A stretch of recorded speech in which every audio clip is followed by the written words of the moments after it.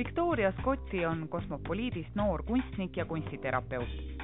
Sündinud ja kasvanud Eestis, õppinud pikalt Rootsis, magistrikraadi omandanud New Yorgis ning praegu elab ja töötab ta Hispaanias Valencias. Victoria töötab peamiselt lastega. Ta viib Tallinna Ülikoolis läbi kunstiteraapia koolitusi, millest ühel sai osaleda ka teadlaste öömeeskond. Me teeksime ühe praktilise töö, tutvustava pildi, mida kõik saavad teha. Ja teise pildi selle samal teemal me teeme siis mitte dominantse käega, ehk siis paremakäelistel vasaku käega, vasakukäelistel parema käega.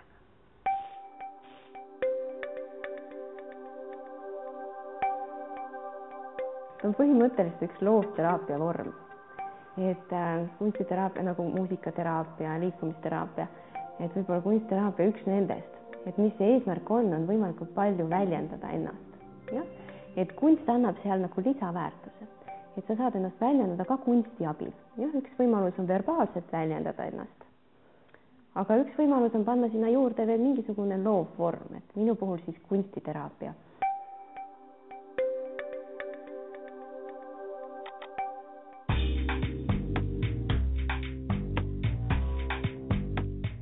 Kui ravivorm sai alguse 1940. aastail, mil psühhiaatrid avastasid, et joonistamine ning maalimine on väga head moodused saavutamaks sidet patsientide ning arstide vahel.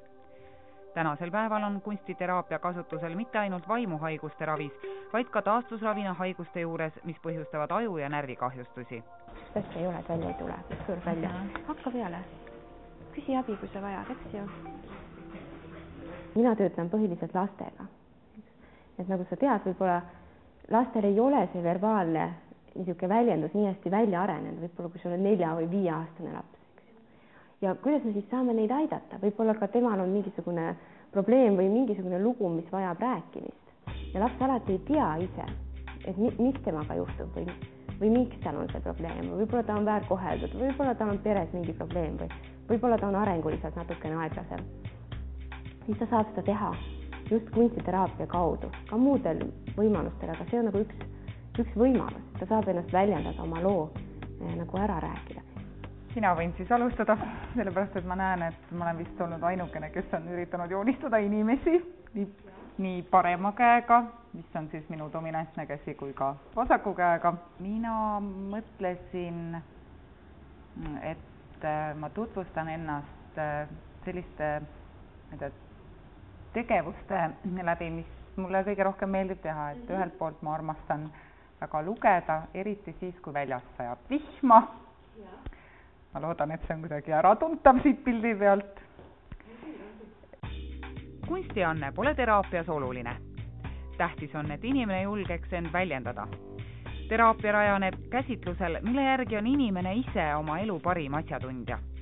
Ravis kasutatavad meetodid aitavad vabastada loovust ning leida elus uusi võimalusi ja väljakutseid. Minu jaoks on see, et inimesi aidata selles suhtes, et see on nagu see motivaator. Et kui ma näen, et sellel lapsel hakkab parem, et kui see laps on teinud tõesti midagi valmis ja ta on käinud mu juures võib-olla 10 korda, võib-olla aasta aega ja siis ma näen, et seal on nii suur muutus, siis see on see, mis nagu emotsionaalselt annab mulle sellise laengu.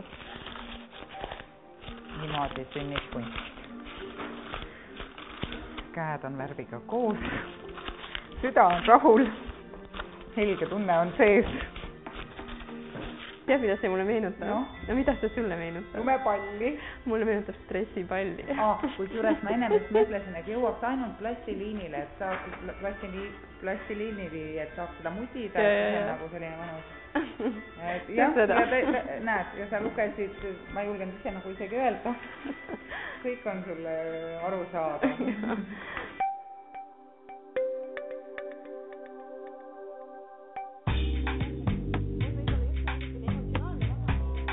Ma arvan, et see võib-olla on kindlasti mind muutnud ka inimesena kui ka kunstiterapeudina, võib-olla andnud niisugune sügavust nagu juurde, et kunstiteraapias nagu nii, ma olen nendele lastele natuke nagu ema kuju, sellepärast, et ma annan neile materjalid ja ma tegelen nendega ja ma aktsepteerin neid nii, nagu nad on. See on nagu minu töö, sellepärast nad saavad ennast nii vabalt väljendada. Et see on ka nagu ema ülesanne, eks ju.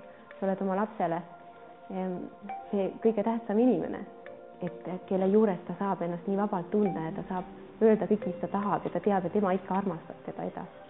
Et võib-olla jah, seda sügavust on juurde tulnud.